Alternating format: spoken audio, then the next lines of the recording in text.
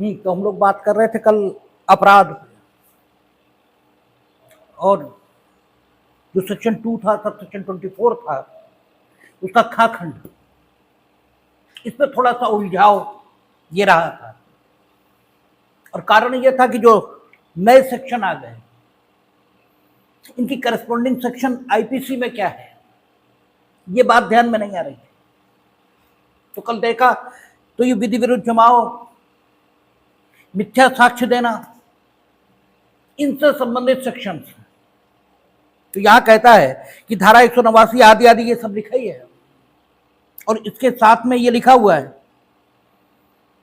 कि अपराध शब्द का अर्थ उस दशा में वही है जिसमें विशेष विधि या स्थानीय विधि के अधीन दंडनीय कार्य विधि के अधीन 6 मास या उससे अधिक अवधि के कारावास से, चाहे वह जुर्माने सहित या रहित दंडनीय हो।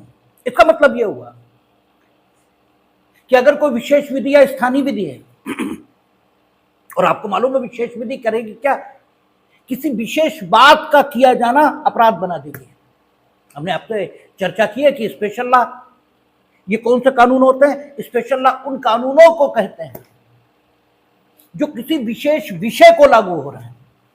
जैसे हालांकि वो जो कानून हम बताने जा रहे हैं वो सिविल लायबिलिटी के संबंध में है, लेकिन फिर भी विशेष विधि का उदाहरण है उन्होंने कहा हिंदू विवाह अधिनियम। केवल विवाह विषय इसे लागू हो रहा है, विवाह के अतिरिक्त हिंदुओं के संबंध में वो किसी अन्य बात का अधिनियमन कर ही नहीं रहा। ठीक है, मुस्लिम महिला तलाक पर अधिकारों का संरक्षण अधिनियम, इसका मतलब यह हुआ कि यह अधिनियम सिर्फ और सिर्फ डाइवोर्स्ड मुस्लिम वुमेन उनसे संबंधित। तो हालांकि ये कानून सिविल लायबिलिटी की बात कर रहे हैं, लेकिन यही स्थिति क्रिमिनल, उन्होंने कहा दहेज प्रतिषेध अधिनियम, बाल विवाह अवरोधक अधिनियम, सार्वजनिक द्यूत निवारण अधिनियम, ठीक है, आबकारी अधिनियम। इसका मतलब ये एक विशेष विषय को लागू हो रहा है। और स्थानीय विधि, उसकी डेफिनेशन आपने पढ़ी थी कि जिस लेजिस्लेचर को, जिस विधायिका को जिस क्षेत्र के लिए कानून बनाने का हक है, वो विधायिका उस संपूर्ण क्षेत्र के लिए और या फिर उस क्षेत्र के किसी भाग के लिए कानून बना सकती है। और जब वो किसी भाग के लिए कानून बनाती है तो उसे स्थानीय विधि इस नाम से जाना जाता है। तो जो विशेष विधियां हैं, जो स्थानीय विधियां हैं, जो किसी कृत्य को अपराध घोषित कर रही, तो जिस विषय को वो अपराध घोषित कर रही हैं उनके संबंध में विधि विरुद्ध जमाव, मिथ्या साक्ष्य छिपाना, यानी मिथ्या साक्ष्य को छिपाना, ठीक है, क्योंकि 201 करेस्पॉन्ड जो इसमें सेक्शन लिखे हैं उसका करेस्पॉन्डिंग सेक्शन 201 भी है। और 201 में क्या, अपराध का साक्ष्य इसका विलोपन करना, ठीक है ना, ये वहां दिया गया है। इसका मतलब विशेष विधि और स्थानीय विधि जिन बातों को अपराध घोषित कर रही है, उन बातों को अगर उस स्थानीय विधि या विशेष विधि में 6 मास या उससे अधिक के दंड से दंडनीय बनाया गया है, तो आईपीसी के ये सेक्शन जो 224 खंड खा में मेंशन किए गए हैं, ये उस विधि के द्वारा घोषित आपराधिक कृत्यों के संबंध में लागू हो जाएंगे। ठीक है ना, जैसे विधि विरुद्ध जमाव, इसकी परिभाषा पहले हम लोगों ने आईपीसी में देखी थी, अभी वहां नहीं पहुंचे, लेकिन प्रासंगिक हो गई तो हम बता देते कि 141 इसमें विधि विरुद्ध जमाव परिभाषित था और कहता था 5 या 5 से अधिक व्यक्तियों का जमाव। पहली जो उसकी इसेंशियल इंग्रेडिएंट है वो क्या है, 5 या 5 से ज्यादा व्यक्तियों का जमाव। लेकिन 5 या 5 से ज्यादा व्यक्तियों का प्रत्येक जमाव विधि विरुद्ध होगा, यह बात नहीं है,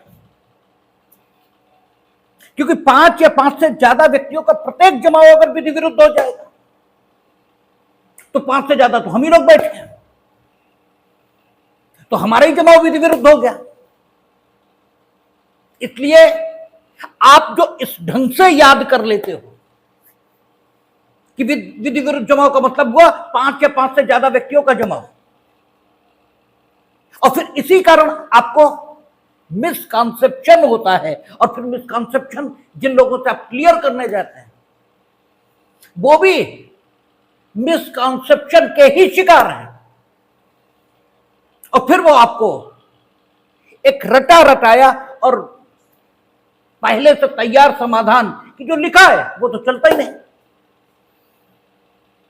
ये दे देते हैं, और आपकी आस्था और श्रद्धा ये कानून तो बिल्कुल खत्म हो जाती है और आपको बेर निरुपयोगी लगने लगता है, और कानून जज साहब की इच्छा ये आपको नजर आना शुरू हो जाती है, जबकि कतई कहीं से नहीं। हालांकि ये ठीक है, रियलिस्टिक जब हम कहते हैं तो वो बात भी ठीक है, ठीक है, लेकिन वो बात संपूर्ण सत्य ये भी नहीं है, और ये जो हम कह रहे हैं ये भी संपूर्ण सत्य नहीं है, ठीक है, लेकिन आंशिक सत्य दोनों जगह है कि जज साहब निरंकुश भी नहीं है, और ये ठीक है कि जो सीमा दी गई उसके भीतर जज साहब स्वतंत्र भी है, ठीक है, और उसकी व्याख्या दी गई सीमा के भीतर वो अपने विचार, अपने स्वभाव, अपने जीवन दर्शन इसके मुताबिक करते हैं, ठीक है, ये भी ठीक है, लेकिन एज ए स्टूडेंट आपको क्लियर पिक्चर ये आनी चाहिए।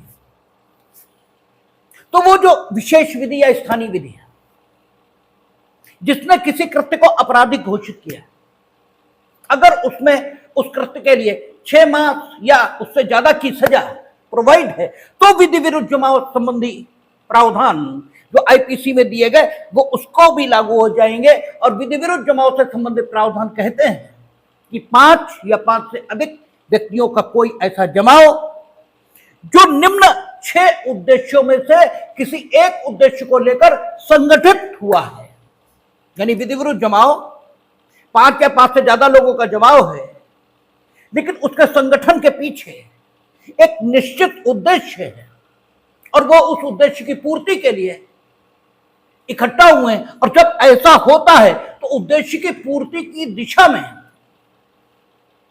उन्होंने कोई कदम बढ़ाया या नहीं बढ़ाया इससे मतलब नहीं, वो विधि विरुद्ध जमाव है और इसी रूप में दंडनीय है, ठीक है, ये हम लोग देखेंगे जब विधि विरुद्ध जमाव इसका चैप्टर आएगा, क्योंकि विधि ये नहीं कहा जा सकता कि विधि विरुद्ध जमाव का सदस्य जब कोई अपराध कर देगा तभी हम उसे दंडनीय मानेंगे, तो बेवकूफी की बात है। अगर लॉ इन्फोर्समेंट एजेंसीज ये चौकस हैं और उन्होंने विधि विरुद्ध जमाव के सदस्यों को अपने उद्देश्य की दिशा में एक कदम बढ़ाने की अनुमति या एक कदम बढ़ाने का अवसर ये दिए ही नहीं,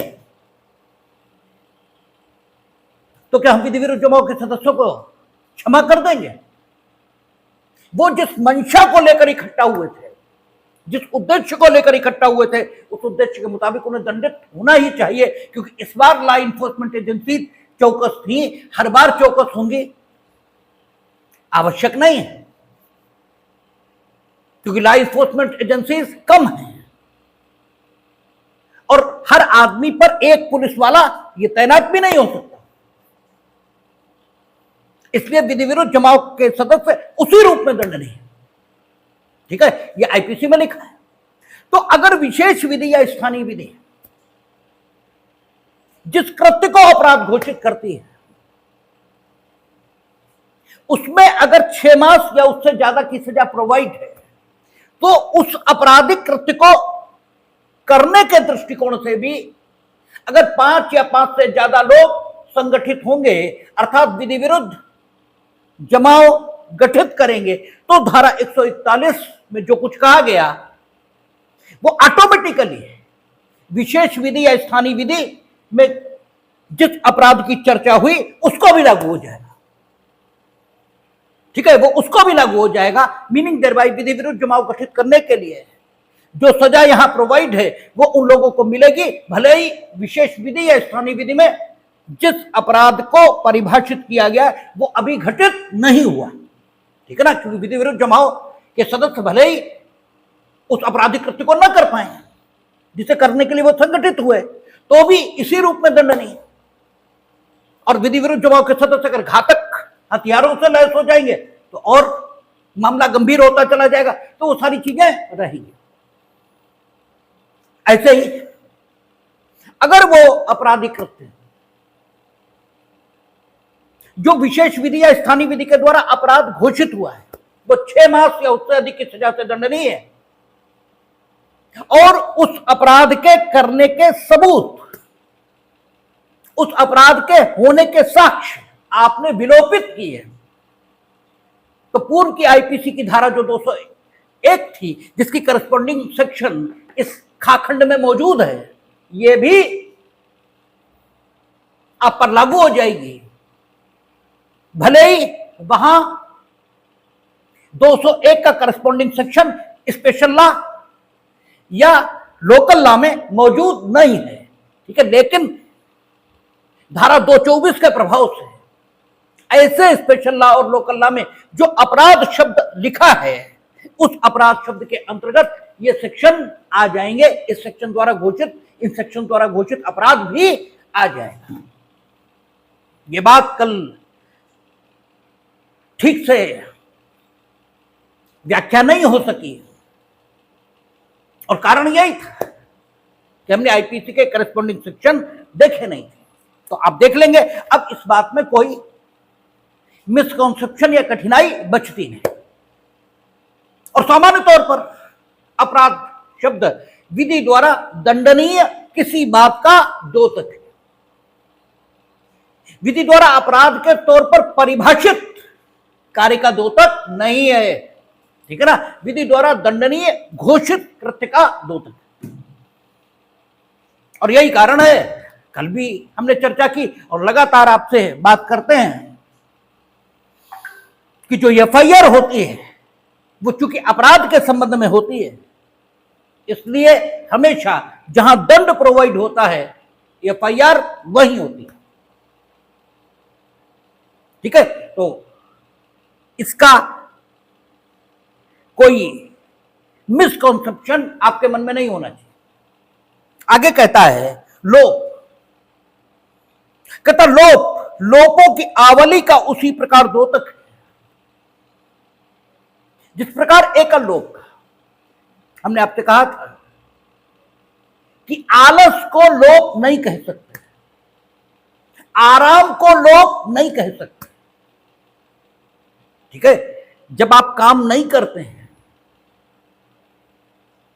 ठीक है, तो जो कुछ आप नहीं कर रहे हैं उस दशा को आलस्य, आराम, इन नामों से भी पुकारा जाता है, ठीक है। जरूरी नहीं है कि आप काम नहीं कर रहे तो लोग कर रहे हैं, नो, ठीक है, यही कानूनी फर्क है। इसीलिए कानून के आदमी को शब्दों का इंजीनियर यह कहा जाता है, क्योंकि शब्द का एग्जैक्ट अर्थ क्या है यह निकालना पड़ता है। हम काम नहीं कर रहे तो हो सकता है आराम कर रहे हो, हम काम नहीं कर रहे तो हो सकता हम अकर्मण्य हो, आलसी हो। काम न करने का अर्थ ये कभी लोभ के रूप में लिया ही जाएगा, इसकी तो कोई गारंटी या इसकी तो कोई स्थिति हो ही नहीं सकती। लोभ अलग बात, लोभ का मतलब यह हुआ कि काम करने का कर्तव्य है, ठीक है, काम आपको करना चाहिए लेकिन आप काम नहीं कर रहे, अब लोभ है, ठीक है ना, अब लोभ है। जब तक काम करने का कर्तव्य नहीं है तब तक लोप नहीं हो सकता। ठीक है, तब तक लोप हो ही नहीं सकता। जब काम करने का कर्तव्य होगा तभी लोप होगा। अब काम करने का कर्तव्य कानून उससे पैदा हो सकता है, और काम करने का कर्तव्य नैतिकता इससे भी पैदा हो सकता है। अगर काम करने का कर्तव्य नैतिकता से उत्पन्न हुआ और आपने नहीं किया तो नैतिक लोप है, जिसके लिए आप निंदा के पात्र ये तो हो सकते हैं, लेकिन आप दंड के पात्र ये नहीं होंगे। और अगर कानून ने काम करने का कर्तव्य ये उत्पन्न किया और फिर आपने नहीं किया, अब आप विधिक लोप के दोषी हैं। अब ये विधिक लोप दो प्रकार के परिणाम पैदा कर सकता है, या तो अकृत्य और या अपराध। अगर अकृत्य है फिर भी दो प्रकार के परिणाम हो सकते हैं। यह संविदा भंग यह हो सकता है, और यह ऐसा अकृत्य हो सकता है, ठीक है, जिसके लिए विधि अनिर्धारित प्रतिकर, ठीक है, इसे वसूलने का हक देती हो। लेकिन लोभ ये होगा तभी जबकि कार्य करने का कर्तव्य है, इससे पहले नहीं हो सकता। कार्य का एंटामिम, कार्य का विलोम, यह लोप नहीं है। ठीक है, लोप एक विशेष विधिक अवस्था है, वो कार्य का अभाव नहीं है। जैसे अंधेरा प्रकाश का अभाव है, अंधेरे का कोई स्वतंत्र अस्तित्व तो नहीं है, वो प्रकाश का अभाव इसका नाम है। प्रकाश होगा अंधेरा मिटेगा। आप ये नहीं कर सकते कि लाओ अंधेरे को ठीक से देख लें, इसलिए लाइट जला ले और ठीक से देख ले अंधेरे को, नहीं, देखा ही नहीं जा सकता, क्योंकि वो प्रकाश का अभाव है। तो लोप कार्य का अभाव नहीं है। कार्य न हो और लोप हो जाए ये दशा नहीं है। लोप तभी होगा जब कार्य करने का कर्तव्य है और आप नहीं कर रहे। ठीक है, जैसे कार्य है तो कार्य आप जब जानबूझकर करेंगे, ठीक है, तभी अपराध या अकृत्य के रूप में कार्य के दोषी होंगे। ठीक है, और अगर कार्य दुर्घटनावश या अपने आप हो रहा तो उसके लिए आपका कोई दायित्व तो यह नहीं होता। ठीक है, कार्य जब तक स्वैच्छिक ना हो तब तक वो दंड को आमंत्रित नहीं कर सकता। और हमने आपसे कहा था कि अनुच्छेद 20 इसका संरक्षण आपको हासिल है, आपको विवश नहीं किया जा सकता कि आप ये बताएं कि आपने कार्य को स्वेच्छा से किया था या नहीं। इसे बंद कर लो, बार बार आ जाती है बनैया, फिर दिक्कत है। ठीक है, तो ये आपसे जबरदस्ती पूछा नहीं जा सकता। आप कुछ चाहो तो बता दो, और खुद आप बताओगे नहीं, इतने आप सीधे नहीं हो, क्योंकि आपको मालूम है हमने बताया नहीं और दंड या प्रतिकर इस दायित्व के हम अधीन आए नहीं। तो फिर जाना कैसे जाए कि आपने कार्य ये जानबूझकर किया। तो हमने आपसे कहा था कि मानव बुद्धि और मानव अनुभव ये बताता है कि आप किसी भी कार्य को करने का आशय धारण करें, उस कार्य को करने के उपाय और साधन जो पूर्व से निर्धारित हैं समाज में, आप उनको इकट्ठा जरूर करेंगे और उन साधनों का उपयोग जरूर करेंगे, और उन साधनों के उपयोग के बाद या तो परिणाम आएगा या नहीं आएगा। तो जब आप साधनों का एकत्रीकरण करेंगे तो आप तैयारी कर रहे हैं, ठीक है। और आपने जब साधनों का प्रयोग शुरू कर दिया, अब आपने प्रयास शुरू कर दिया है, और जब परिणाम आ गया तो या तो परिणाम होगा या प्रयास होगा। इस ढंग से अब आपने साधन इकट्ठा किए, आपने साधनों का उपयोग भी किया, तो हम ये मानेंगे कि आपने जानबूझकर आशयपूर्वक कार्य किया है। हाँ, एक संभावना यह भी है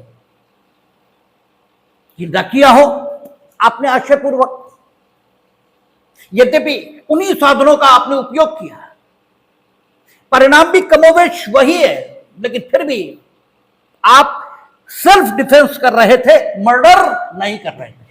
तो फिर विशेष आशय आपका, आप ही बताएंगे।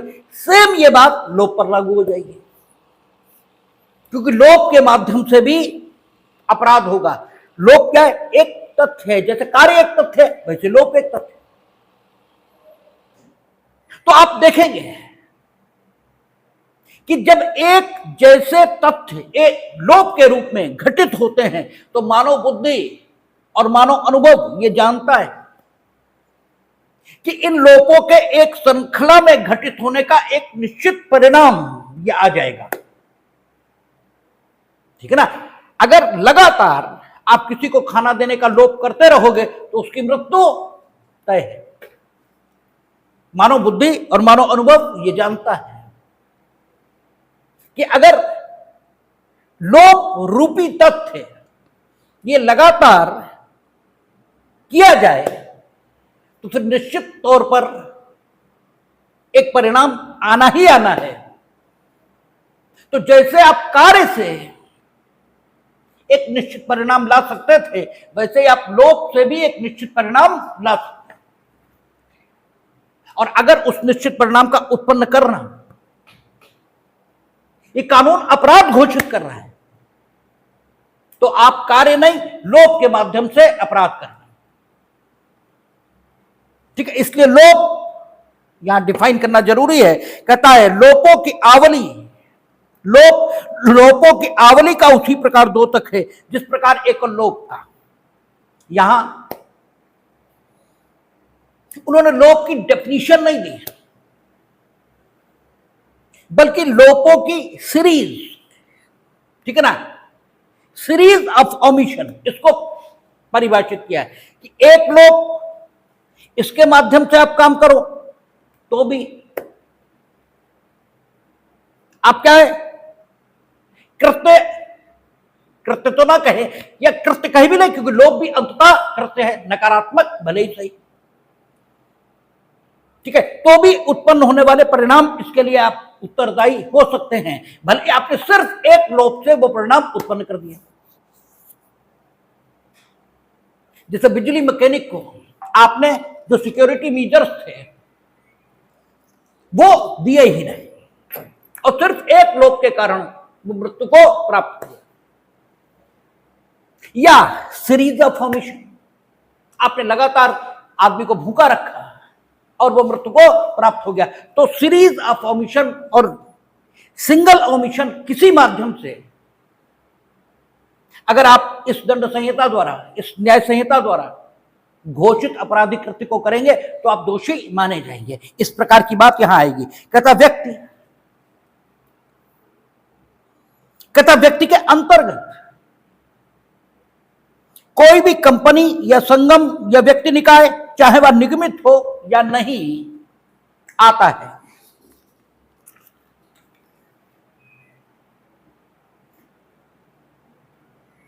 तो यहां व्यक्ति की परिभाषा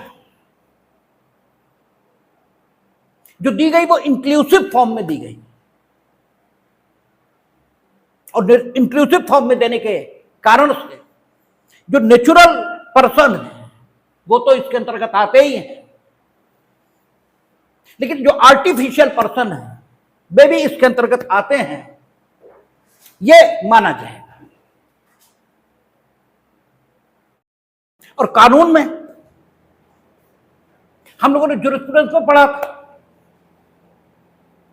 कि व्यक्ति उसी को कहा जाएगा जिसके पास व्यक्तित्व है। जिसके पास व्यक्तित्व नहीं है वो कानून की नजर में व्यक्ति नहीं है। और व्यक्तित्व ये कानून देता है। कहां? कानून की दुनिया में, कानून की दुनिया में। और हम लोगों ने जूरिस्प्रूडेंस में पढ़ा था कि व्यक्ति का जो व्यक्तित्व है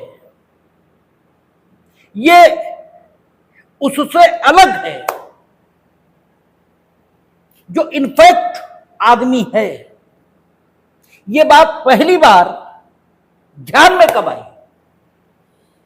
ये पहली बार ध्यान में तब आई जब आदमी ने नाटक देखा, ठीक है ना, जब आदमी ने नाटक देखा। क्योंकि जो अभिनेता है वो राम के व्यक्तित्व को जीता है, ठीक है, वो राम के व्यक्तित्व को जीता है, ठीक है। उस समय वो आदमी नहीं होता जिस समय वो राम बना हुआ है। और किसी भी अभिनेता के अभिनय की सफलता ये इसी पर निर्भर है कि वो जिस पात्र का अभिनय कर रहा है उस पात्र को जीने लगे, ठीक है ना।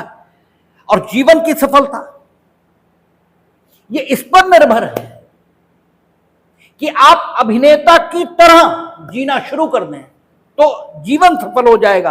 और अभिनय तब सफल होगा जब आप उस पात्र को जिसे जी रहे हैं उसे वाकई जीने लगे। जिंदगी इसका लक्ष्य है, ईश्वर को प्राप्त करना है। तो जिस दिन आप ये अनुभव करेंगे कि यहां हमें ईश्वर ने एक निश्चित काम करने को भेजा है और हम वही कर रहे हैं जो ईश्वर हमसे करा रहा है, हम तो सिर्फ एक्टर हैं, ठीक है ना, डायरेक्टर वो है, तो आपका जीवन सफल हो जाएगा, ठीक है। और जिस दिन जो एक्टर है वो ये अनुभव करेगा कि हम वही हैं जिसकी एक्टिंग हम कर रहे हैं, उस दिन एक्टर ये सफल हो जाएगा। तो ये बात कि व्यक्तित्व तो अलग है पहली बार आदमी को नाटक देखकर समझ में आई थी, क्योंकि वो आदमी जो राम बना है, ठीक है, वो राम नहीं है, वो तो राम भरोसे है, ठीक है, वो तो जीवन में राम के भरोसे राम नहीं है। लेकिन जब रामलीला में है तो राम है। और उस समय जब वो अपना घर छोड़कर जा रहा है तो वैसे ही रो रहा है जैसे कोई घर छोड़कर जाता है तो रोता है। उस समय वो याद नहीं रख रहा कि हम राम भरोसे, हमसे क्या मतलब। उस समय वो राम के व्यक्तित्व को उसने अपने पर आरोपित कर लिया है। यानी व्यक्तित्व दिए जा सकते हैं, व्यक्तित्व लिए जा सकते हैं। ये बात पहली बार कहां ध्यान में आई थी? नाटक से। ये हम लोगों ने जूरिस्प्रूडेंस में देखा था कि मुखौटे लगाकर जो नाटक किए गए उसमें से ये ध्यान में आया कि पर्सनालिटी अलग है। और पर्सन, यानी पर्सन कहना पड़ जाता है, अदरवाइज तो पर्सनालिटी और पर्सन को अलग नहीं कर सकते, क्योंकि कानून की नजर में पर्सन वही है जिसके पास पर्सनालिटी है। लेकिन ये पहली बार नाटक में ध्यान में आया था कि आदमी और पर्सनालिटी अलग अलग बात है। एक पर्सन एक पर्सनालिटी लिए हुए है, हम उसे दूसरी पर्सनालिटी दे सकते हैं। तब यह ध्यान में आया था कि कानूनी अधिकारों और कानूनी कर्तव्यों को धारण करने हेतु आपको पर्सनालिटी देता है और आपसे पर्सनालिटी लेता है। और तब इस बात की सार्थकता समझ में आती है जब वो कहता है अवयस्क संविदा नहीं करेगा, विकृत चित्त संविदा नहीं करेगा। पर्सन है वो, लेकिन कानून ने उससे पर्सनालिटी ले ली है। कानून पर्सन होते हुए व्यक्ति से पर्सनालिटी ले सकता है। यही स्थिति दिवालिया की है। दिवालिया तो पागल भी नहीं है, वयस्क भी नहीं है, लेकिन विभिन्न कामों के लिए वो पर्सन नहीं है। ऐसे दोषित व्यक्ति चुनाव नहीं लड़ेगा। सांसद होने की जो योग्यता है वो कानून में उससे ले ली। अब कानून के दृष्टिकोण से सांसद होने के पॉइंट ऑफ व्यू से वो ठीक है पर्सन नहीं है, ठीक है ना। तो पर्सनालिटी ली जा सकती है, पर्सनालिटी कानून के द्वारा दी जा सकती है। और किसी को भी जब कानून दे रहा है और कानून ले रहा है तो फिर तो कानून की चलेगी। कानून अगर निगम को पर्सनालिटी दे देगा तो निगम पर्सन ये हो जाएगा। कानून अगर फर्म को पर्सनालिटी दे देगा, फर्म कानून हो जाएगी। तो न्याय संहिता के प्रयोजन से, ठीक है, क्योंकि व्यक्ति ये अपराध करेगा, ठीक है, अपराध कौन करेगा, किसको न्याय की जरूरत होगी, किसके साथ अपराध होगा, क्योंकि यहां केवल यही तो न्याय संहिता और दंड संहिता का फर्क है कि दंड संहिता सिर्फ अपराध के बारे में सोच रही है, दंड संहिता सिर्फ अपराधी को दंड देने पर अपना ध्यान केंद्रित कर रही है, और न्याय संहिता पीड़ित की ओर भी देख रही है, क्योंकि वो न्याय की बात कर रही है। और जब न्याय की बात कर रही है तो दोनों पक्ष उसके ध्यान में है। यही तो फर्क है दोनों संहिताओं का।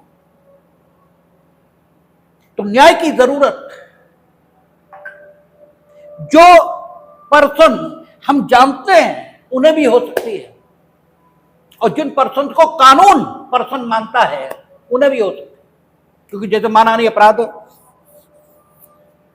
व्यवसायिक साख, ठीक है, इसे इकट्ठा करने में लंबा समय लगता है। और इसीलिए जब हम लोग व्यापार के अब विरोध में करार शून्य है ये पढ़ेंगे तो वहां लिखा है कि अगर व्यापार की बिक्री होती है, ठीक है, तो व्यापारिक साख उसका इस्तेमाल आप नहीं करेंगे, ये करार हो सकता है और ये विधिमान्य है। क्योंकि साख व्यापार नहीं है, हमने व्यापार बेचा है आपको, साख नहीं। साख कमाने में बड़ा समय लगता है, और आप मेरी साख के खिलाफ प्रचार कर रहे हो तो फिर मानहानि ये होगी। और व्यक्ति व्यापार करेगा, निगम कारपोरेशन ये व्यापार करेगा। एलआईसी व्यापार कर रही है, एलआईसी व्यक्ति थोड़ी है। यूपी रोडवेज व्यापार कर रहा है, यूपी रोडवेज व्यक्ति थोड़ी है।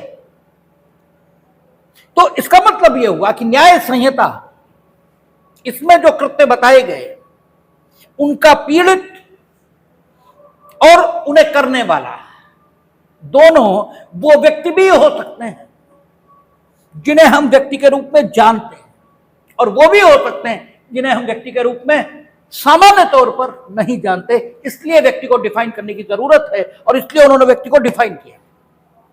लिखा कि व्यक्ति के अंतर्गत कोई भी कंपनी या संगम, अब देखिए कंपनी संगम का मतलब क्या हुआ, कई सारे व्यक्तियों का समूह, ठीक है, यह व्यक्ति निकाय है, ठीक है, व्यक्ति निकाय, कई सारे व्यक्ति मिल गए। अब हम व्यक्तियों को नहीं, उस निकाय को संबोधित कर, व्यक्ति निकाय, चाहे वह निगमित हो या नहीं, ठीक है, आता है। उसने कोई फर्म, कोई कारपोरेशन, ऐसी किसी भी बात का इस्तेमाल ही नहीं किया। और तो व्यक्ति, व्यक्तियों का संगम या व्यक्ति निकाय, ये सब इसके अंतर्गत आते हैं।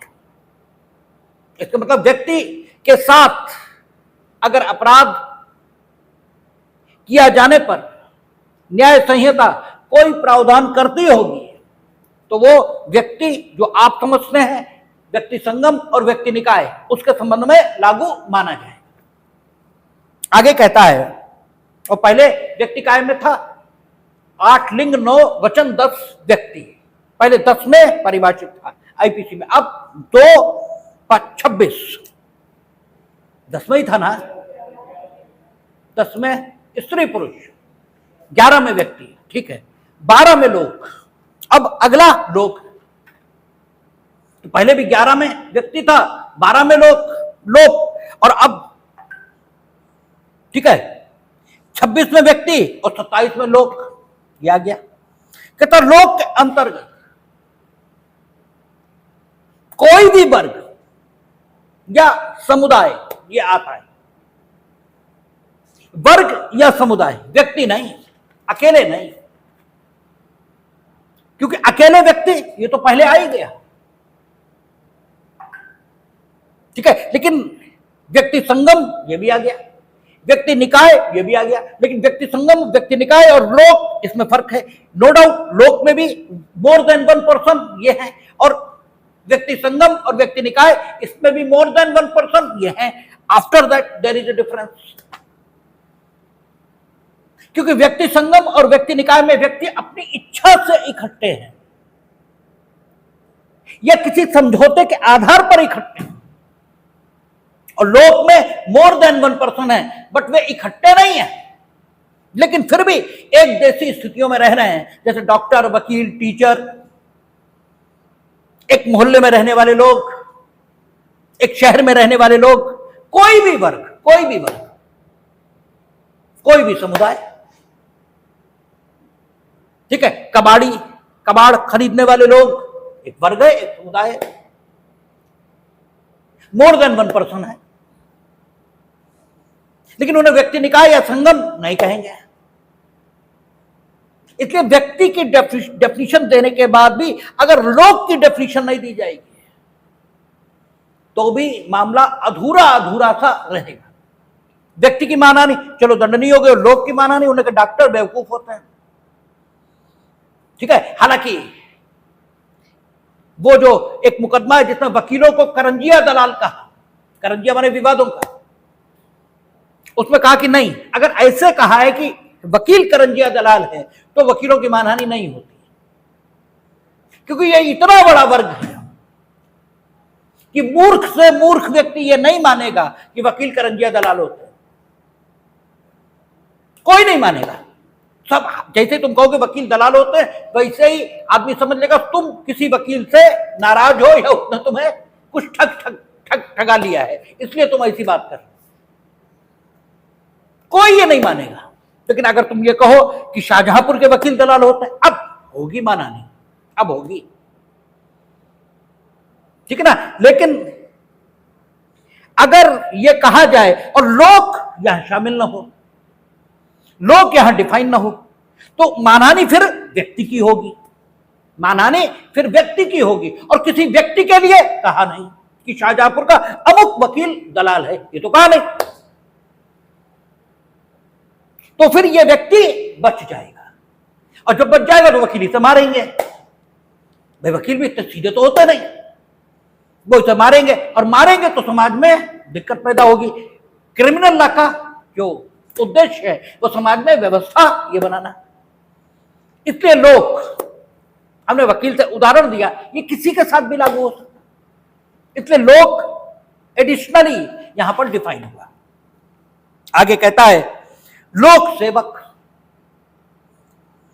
ये पहले धारा 21 आईपीसी इसमें डिफाइन था, तो इसकी जो बहुत सारी श्रेणियां थी, एक तो लोक सेवक की कोई डेफिनेशन यहां नहीं दी, पहली चीज। यहां लोक सेवकों की कैटेगरीज बताई, श्रेणियां तो बताई हैं, लेकिन डेफिनेशन नहीं दी। किसी भी वस्तु की डेफिनेशन उन आवश्यक गुणों का समुच्चय होता है जिसके आधार पर वस्तु की पहचान ये की जा सके, उसी को डेफिनेशन कहा जाता है। डेफिनेशन की डेफिनेशन क्या है? तो डेफिनेशन की डेफिनेशन है कि ऐसे गुणों का समुच्चय या किसी के द्वारा किसी वस्तु के पहचाने गए ऐसे गुण जिनके आधार पर उस व्यक्ति के अलावा कोई अन्य व्यक्ति उस वस्तु की पहचान कर सकता है, या ये सिद्ध कर सकता है कि अमुक वस्तु ही है। अगर वो अमुक वस्तु की पहचान कर रहा है तो इंडक्टिव मेथड का इस्तेमाल करेगा, और अगर वो ये सिद्ध करेगा कि अमुक वस्तु ही है तो वो डिडक्टिव मेथड का इस्तेमाल करेगा। ठीक है, ये स्थिति रहेगी। तो डेफिनेशन की डेफिनेशन यही होती है। तो आगे आपका यहां देखेंगे तो लोक सेवक की डेफिनेशन नहीं दे रहा, तो ये नहीं बता रहा कि हु इज पब्लिक सर्वेंट, वो लोक सेवकों की श्रेणियां बता रहा है कि ये लोग लोक सेवक माने गए हैं न्याय संहिता के दृष्टिकोण से। ये लोग इन श्रेणियों में आने वाले लोग लोक सेवक माने गए हैं। आमतौर पर लोक सेवक कौन होता है ये यहां नहीं बताया। ठीक है, लेकिन लोक सेवक, इसकी एक सामान्य डेफिनेशन है कि लोक कृत्यों का निर्वहन करे। जो लोक कृत्यों का निर्वहन करता है वो लोक सेवक है। अपने अपने लिए कृत्यों का निर्वहन तो हम सब करते ही हैं, लेकिन जो लोक कृत्यों का निर्वहन करेगा वो लोक सेवक है। तो यहां कहता है लोक सेवक के, कहता लोक सेवक से कोई ऐसा व्यक्ति अभिप्रेत है जो निम्नलिखित वर्णनों में से किसी के अधीन आता है। ये नहीं बता रहा लोक सेवक कौन है, उन वर्णनों की चर्चा कर रहा है। जिन वर्णनों में आने वाले व्यक्ति लोक सेवक मान लिए गए, ठीक है ना, कैटेगराइज ये कर रहा है, कैटेगरीज ये वर्णित कर रहा है। लोक सेवक कौन ये नहीं बताता। कहता है सेना, नौसेना या वायुसेना का प्रत्येक आयुक्त अधिकारी है लोक सेवक, कमीशन अफसर। जो सेना, नौसेना और वायुसेना के कमीशन अफसर यानी नाम कमीशन लोक सेवक नहीं है। इसका अर्थ यह भी निकल रहा है क्योंकि उसने कहा आयुक्त अधिकारी, कमीशन अफसर, तो नॉन कमीशन लोक सेवक नहीं है। यह भी इससे आ रहा है। आगे कहता है प्रत्येक न्यायाधीश जिसके अंतर्गत कोई ऐसा व्यक्ति आता है जो किन्हीं न्याय निर्णायक कृत्यों का चाहे स्वयं या व्यक्तियों के किसी निकाय के सदस्य के रूप में निर्वहन करने के लिए विधि द्वारा सशक्त किया गया है। और ये चीज हम लोग लगभग न्यायाधीश की डेफिनेशन में देख कर आए हैं, इसलिए उस सबको दोहराने की जरूरत नहीं कि ये डेफिनेशन सुप्रीम कोर्ट और हाई कोर्ट के संबंध में भी लागू हो जाएगी। यद्यपि वहां जो बैठे हैं वो न्याय क्या कहलाते हैं, न्यायमूर्ति, न्यायाधीश नहीं कहलाते। लेकिन उसने आगे जो लिख दिया कि जो कोई भी व्यक्ति आता है जो किन्हीं न्याय निर्णायक कृत्यों का चाहे स्वयं या व्यक्तियों के किसी निकाय के सदस्य के रूप में, इन शब्दों के प्रभाव के कारण सुप्रीम कोर्ट और हाई कोर्ट के जो जस्टिस हैं वो भी न्यायाधीश न्याय संहिता के प्रयोजन के लिए मान लिए जाएंगे। लेकिन अगर कुछ स्पेसिफिक प्रोवाइड है तो निर्वचन का सामान्य नियम है कि स्पेसिफिक ही लागू होगा।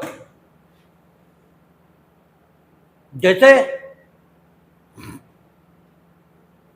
क्या लिखा है 197 सीआरपीसी में कि किसी भी न्यायाधीश, मजिस्ट्रेट, उसके विरुद्ध आपराधिक अभियोजन केंद्रीय सरकार या राज्य सरकार उसकी सहमति से ही किया जाएगा, अन्यथा नहीं। अब इस शब्द के लिए यानी अगर किसी न्यायमूर्ति का आपराधिक विचारण होता है तो क्या 197 में वर्णित न्यायाधीश शब्द न्यायमूर्तियों के संबंध में लागू होगा या नहीं, ये अभी निर्वचन का विषय है, क्योंकि अब तक ऐसा दुर्भाग्य का दिन आया नहीं। हालांकि आ सकता है वो जस्टिस, वो कौन से जो जिनके खिलाफ महाभियोग चलने वाला है, रुपए बरामद हुए जिनके। तो मेरा अपना विचार यही है कि आना चाहिए, क्योंकि आपराधिक अभियोजन अलग बात है और उन्हें हटाने की प्रक्रिया अलग बात है। ठीक है, हटाना अलग बात है, हटाने से हटा दिया आपराधिक अभियोजन थोड़ी चलेगा। आपराधिक अभियोजन के लिए तो एफआईआर ये होनी चाहिए। तो अगर हुआ तो हमारा अपना विचार यह है कि यहां जो न्यायाधीश की डेफिनेशन दी और वहां दी नहीं, लेकिन 2I में कह दिया कि जो यहां परिभाषित दोनों वहां लागू, तो फिर आपराधिक अभियोजन के लिए उनकी सहमति जरूरत होगी ऐसा लगता है। बाकी तो भाई जब एक्चुअल हो तभी मैं पता लगेगा क्या होगा। कहता न्यायालय का प्रत्येक अधिकारी लोक सेवक, छोटा बड़ा इसका सवाल नहीं है, प्रत्येक अधिकारी है जिसके अंतर्गत, अब उसने और डिफाइन करना शुरू किया, जिसके अंतर्गत समापक कौन होते हैं? न्यायालय ने किसी विवाद में किसी वकील को लिक्विडेटर, समापक के रूप में नियुक्त किया, जो अक्सर कंपनीज जब होती हैं समापन होता है उनका, तो समापक नियुक्त किए जाते हैं। तो न्यायालय के रेगुलर कर्मचारी नहीं है, लेकिन जिस समय वो समापक का काम कर रहे हैं उस समय वो न्यायालय के अधिकारी और लोक सेवक माने जाएंगे। न्यायालय का अधिकारी होने के कारण फिर वो लोक सेवक माने जाएंगे। कहता न्यायालय जिसका अंतर्गत समापक, रिसीवर या कमिश्नर, यह आता है कमीशन सीपीसी में भी, और आपका वहां सीआरपीसी, दोनों जगह कमीशन जारी होते हैं। तो जो कमिश्नर होगा वो रिसीवर, इसकी नियुक्ति भी दोनों जगह होती है, सीआरपीसी सीपीसी में, जिसका ऐसे अधिकारी के नाते यह कर्तव्य हो कि वह विधि या तथ्य के किसी मामले में अन्वेषण करे, रिपोर्ट करे, या कोई दस्तावेज बनाए, या अधिप्रमाणित कृत करे, ठीक है, या रखे, या किसी संपत्ति का भार संभाले, या संपत्ति का व्ययन करे, या किसी न्यायिक आदेशिका का निष्पादन करे, या कोई शपथ ग्रहण कराए, या निर्वचन करे, या न्यायालय में व्यवस्था बनाए रखे, और प्रत्येक व्यक्ति जिसे ऐसे कर्तव्यों में से किन्हीं का पालन करने के लिए न्यायालय द्वारा विशेष रूप से प्राधिकृत किया गया है, यानी ऊपर वर्णित लोगों में वो नहीं है, लेकिन न्यायालय ने विशेष रूप से उसे अधिकृत किया है कि वो ऊपर वर्णित कार्यों में से कोई एक करे। और जो कोर्ट मोहरिर होता है उसे न्यायालय में व्यवस्था बनाए रखने का काम दिया जाता है। इसलिए जो कोर्ट मोहरिर होता है वो पुलिस का कर्मचारी होता है, लेकिन उस समय वो न्यायालय का अधिकारी मानकर लोक सेवक माना जाएगा। यद्यपि पुलिस का कर्मचारी होने पर भी वो लोक सेवक है, लेकिन वहां वो न्यायालय का अधिकारी ये मानकर लोक सेवक होगा। कहता किसी न्यायालय लोक सेवक की सहायता करने वाला प्रत्येक असेसर या पंचायत का सदस्य, प्रत्येक मध्यस्थ या अन्य व्यक्ति जिसको किसी न्यायालय द्वारा किसी अन्य सक्षम लोक प्राधिकारी द्वारा कोई मामला या विषय विनिश्चय या रिपोर्ट के लिए निर्दिष्ट किया गया, प्रत्येक व्यक्ति जो ऐसे पद को धारण करता है जिसके आधार पर वो किसी व्यक्ति को परिरोध में रखने के लिए, यानी गिरफ्तार रखने के लिए, परिरोध, गिरफ्तारी अलग बात है, परिरोध अलग बात है, के लिए सशक्त हो सरकार का प्रत्येक अधिकारी, जिसका ऐसे अधिकारी के नाते कर्तव्य हो कि वह अपराधों का निवारण करे।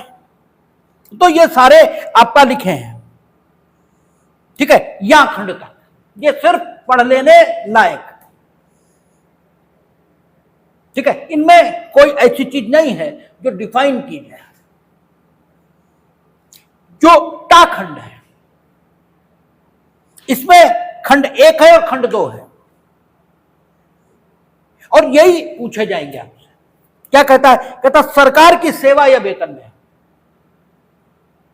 सरकार की सेवा में है या वेतन में, यानी सरकार की सेवा में है लेकिन उसे वेतन नहीं मिलता है,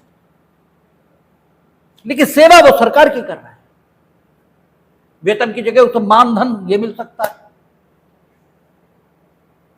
ठीक है, वेतन की जगह उसे कमीशन ये मिल सकता है। तो सरकार की सेवा में है या वेतन में है, या शब्द उसने लगाया, दोनों में से कोई एक बात ये हो जाए। कहता है या किसी लोक कर्तव्य के पालन के लिए सरकार से फीस या कमीशन के रूप में पारिश्रमिक पाता है, इसीलिए जो लोक अभियोजक है वो भी लोक सेवक माना जाएगा क्योंकि वो सरकार से फीस पाता है। ठीक है, या कमीशन के रूप में, ठीक है, पारिश्रमिक पाता है, वेतन नहीं पाता है, लेकिन इस रूप में, और कुछ नहीं पाता फिर भी सरकार की सेवा में, तो भी वो माना लोक सेवक ही जाएगा। आगे कहता है साधारण खंड अधिनियम 1897 की धारा 3 के खंड 31 में यथा परिभाषित किसी स्थानीय प्राधिकारी की किसी स्थानीय अधिनियम या राज्य अधिनियम के द्वारा या उसके अधीन स्थापित किसी निगम की या कंपनी अधिनियम की धारा 2 के खंड 45 में यथा परिभाषित किसी सरकारी कंपनी की सेवा या वेतन में, सरकारी कंपनी जैसे बैंक है, सरकारी कंपनी है, तो बैंक का कर्मचारी है, लोक सेवक है, ठीक है, क्योंकि वो कहता है कि सरकारी कंपनी इसकी सेवा में है, स्थानीय प्राधिकारी उसकी सेवा में है, नगर पालिका कर्मचारी है, जिला पंचायत का कर्मचारी है, क्षेत्र समिति का कर्मचारी है, ग्राम पंचायत का कर्मचारी है, लोक सेवक है। लेकिन ग्राम पंचायत का प्रधान, नगर पालिका का निर्वाचित सदस्य, ये लोक सेवक नहीं है, क्योंकि वो जनता द्वारा निर्वाचित है, वो सेवा में नहीं है, स्थानीय प्राधिकारी की सेवा में नहीं है, वो स्थानीय प्राधिकारी के वेतन में नहीं है वो, इसलिए वो लोक सेवक नहीं है। ठीक है, किसी निगम का कर्मचारी है, निगम जैसे LIC है, BSNL है, ठीक है, ये सरकार नहीं माने जाएंगे, निगम है, इनकी सेवा में है, इनके वेतन में है, तो भी। इसके अलावा अगर वो किसी फर्म का कर्मचारी है तो वो लोक सेवक नहीं है। जैसे मंडी समिति है, एक कोऑपरेटिव सोसाइटी है, और उसका जो रजिस्ट्रेशन है वो रजिस्ट्रीकरण, सोसाइटी रजिस्ट्रीकरण अधिनियम इसके अंतर्गत होता है। अब कोऑपरेटिव सोसाइटी है, बहुत सारे काम कर सकती है, उसने कोई मॉल खोल दिया, सुपर बाजार, और वो सुपर बाजार इतना अच्छा चलने लगा कि गवर्नमेंट ने वहां अपना IAS ऑफिसर डायरेक्टर के तौर पर नियुक्त कर दिया, तो भी जिस समय नो डाउट वो IAS के रूप में नियुक्त होता तो होता लोक सेवक, लेकिन इस समय वो सुपर बाजार का प्रबंध निदेशक है, इसलिए वो लोक सेवक नहीं है, यही पूछा जाता है। ठीक है, क्योंकि इस समय वो सरकारी कंपनी की सेवा में नहीं है, निगम की सेवा में नहीं है, स्थानीय प्राधिकारी की सेवा में नहीं है, ठीक है ना, इनकी सेवा या इनके वेतन में नहीं है। वो इस समय कोऑपरेटिव सोसाइटी, इसके द्वारा स्थापित सुपर बाजार का प्रबंधक है, वहां वो प्रतिनियुक्ति पर गया है, हट जाएगा वहां से, फिर लोक सेवक ये हो जाएगा, फिलहाल नहीं है। ठीक है, तो ये स्थिति है। हां, बैंक के कर्मचारी ये है, क्योंकि वे सरकारी कंपनी के कर्मचारी, तो ये लोक सेवक। आगे कहता है, हां, सांसद और विधायक, इन पे एकदम हमें याद नहीं पड़ रहा, लेकिन जहां तक हमें याद पड़ रहा है वे लोक सेवक आज की डेट पर हैं, आज की डेट पर हैं, पहले नहीं माने जा रहे थे, लेकिन अब हैं। शायद आप गूगल पर डालकर देख लीजिएगा, लेकिन जहां तक हमें याद पड़ रहा है सांसद विधायक, यदि वो भी निर्वाचित हैं, वो भी चुने गए, लेकिन जहां तक हमें याद आ रहा है भ्रष्टाचार निवारण अधिनियम आदि में कहीं पर उन्हें लोक सेवक मान लिया है। देख लीजिएगा, ये मिल जाएगा, कोई ऐसी बात नहीं है। ठीक है, स्पष्टीकरण कहता है, इस खंड में किए गए वर्णनों में से किसी के अधीन आने वाले व्यक्ति लोक सेवक हैं, चाहे वे सरकार द्वारा नियुक्त किए गए हो या नहीं, क्योंकि ये उन्होंने कैटेगराइज किया है, और इसमें बहुत सारे कैटेगरीज ऐसी हैं जिसमें सरकार नियुक्ति प्राधिकारी नहीं है। ठीक है, लेकिन इसके बाद भी अगर किसी भी वर्णन में वो आ गए तो वो लोक सेवक हैं, चाहे सरकार ने उन्हें नियुक्त किया या नियुक्त नहीं किया। आगे कहता है खाखंड में प्रत्येक ऐसा व्यक्ति जो लोक सेवक के ओहदे को वास्तव में धारण किए, चाहे उस ओहदे को धारण करने के उसके अधिकार में कैसी ही विधिक त्रुटि हो, लोक सेवक है। जो लोक सेवक के ओहदे को वास्तव में धारण किए। अब वास्तव में धारण किए, बस यही शब्द मजेदार है। चाहे उसके पदधारण में कैसी भी विधिक त्रुटि क्यों ना हो, लेकिन लोक सेवक के ओहदे को वास्तव में धारण किए हो पहले, सबसे पहली बात ये। फिर उसके पदधारण में कैसी भी विधिक त्रुटि क्यों ना हो, वो लोक सेवक ही रहेगा।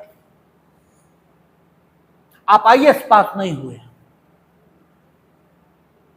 ठीक है, एक्चुअल आप आईएएस पास नहीं हुए, कुछ फर्जीफिकेशन करके, कुछ कापी उपी इधर उधर करा के तुमने अपना नाम सेलेक्टेड कैंडिडेट की लिस्ट में डाल लिया। अब तुम लोक सेवक नहीं हो गए, ठीक है। अब अगर तुम करोगे कुछ भी तो लोक सेवक का प्रतिरूपण करके, ठीक है, छल करने आदि के लिए तुम्हारा अभियोजन होगा, क्योंकि तुम लोक सेवक वास्तव में नहीं हो, ठीक है। और तुम्हें कोई पीटे तो लोक सेवक इसे पीटने के लिए जो धाराएं लगती होंगी वो नहीं लगेंगी, क्योंकि तुम लोक सेवक वास्तव में नहीं हो। वास्तव में तुम लोक सेवक हो, लेकिन लोग इस समय जो तुमने पद धारण किया है, आईएएस, प्रत्येक आईएएस ऑफिसर डीएम थोड़ी है, प्रत्येक आईएएस ऑफिसर डीएम तो नहीं है, और प्रत्येक IAS officer chief election commissioner वो भी नहीं है, प्रत्येक आईपीएस सीबीआई का डायरेक्टर ये भी नहीं है। हालांकि सीबीआई के डायरेक्टर आईपीएस ही हैं, लेकिन प्रत्येक नहीं है। लेकिन आईपीएस अगर तुम वास्तव में नहीं हो, यह अलग स्थिति है। और वास्तव में आईपीएस ऑफिसर हो, जो सीबीआई के डायरेक्टर का पद तुमने धारण किया है इस समय, उसे धारण करने में विधिक त्रुटि है, क्योंकि उसे आपको तब धारण करना चाहिए था जब कुछ लोगों की कमेटी जो सीबीआई डायरेक्टर को नियुक्त करने के लिए सशक्त है, उसके द्वारा आपकी नियुक्ति की जाती, वो नहीं है। लेकिन इस समय आप लोक सेवक माने जाएंगे, ठीक है ना। लेकिन अगर वास्तव में ही धारण नहीं करते तब बात अलग हो जाएगी। इसीलिए एक एक शब्द पर ध्यान दिया जाता है। कहता है प्रत्येक ऐसा व्यक्ति जो लोक सेवक ओहदे को वास्तव में धारण किए हुए, चाहे वह ओहदे को धारण करने के उसके अधिकार में कैसी विधिक त्रुटि हो, धारण करने के अधिकार में कैसी भी विधिक त्रुटि हो, लेकिन लोक सेवक के ओहदे को वास्तव में धारण किए हुए हो। धारण करने का अधिकार अलग बात है, और लोक सेवक के ओहदे को धारण करना वास्तव में ये दूसरी बात है, ठीक है ना। दोनों बातें अलग अलग हैं। कहता निर्वाचन से किसी विधायी, नगर पालिका या अन्य लोक प्राधिकारी के सदस्यों का चयन करने के प्रयोजन से कोई निर्वाचन अभिप्रेत है। एक कैटेगरी पीछे दी हुई कि निर्वाचन के कामों में जो लोग लगते हैं वे भी लोक सेवक माने जाएंगे। तो खाली संसद और विधानसभा इन्हीं के निर्वाचनों में जो लोग लगेंगे वही लोक सेवक नहीं होंगे, बल्कि नगर पालिका, अन्य लोक प्राधिकारी के सदस्यों का चयन करने के प्रयोजन से कोई निर्वाचन अभिप्रेत है, चाहे वह कैसे भी स्वरूप का हो, जिसके लिए चयन करने की पद्धति तत्समय प्रवृत्त किसी विधि द्वारा या उसके अधीन है, ठीक है, ये लोक सेवक माने जाएंगे। जैसे कोऑपरेटिव सोसाइटी, इसका चुनाव होगा, वो भी लिखा हुआ है, ठीक है, सोसाइटी रजिस्ट्रेशन एक्ट। तो उस चुनाव को संपन्न कराने के लिए जो भी लोग लगेंगे वे भी लोक सेवक माने जाएंगे, ठीक है। और आगे कह रहा म्युनिसिपल कमिश्नर, वो भी लोक सेवक है, क्योंकि म्युनिसिपल कमिश्नर भी जो निगम के या नगर पालिका के आयुक्त होते हैं, वो तो वेतन में ही होते हैं, सेवा में ही होते हैं, इसलिए वो भी पार्षद नहीं, निर्वाचित नहीं, वो अलग बात हो गई। ठीक है, तो वो लोक सेवक है। शेष बात आगे करेंगे, देखेंगे।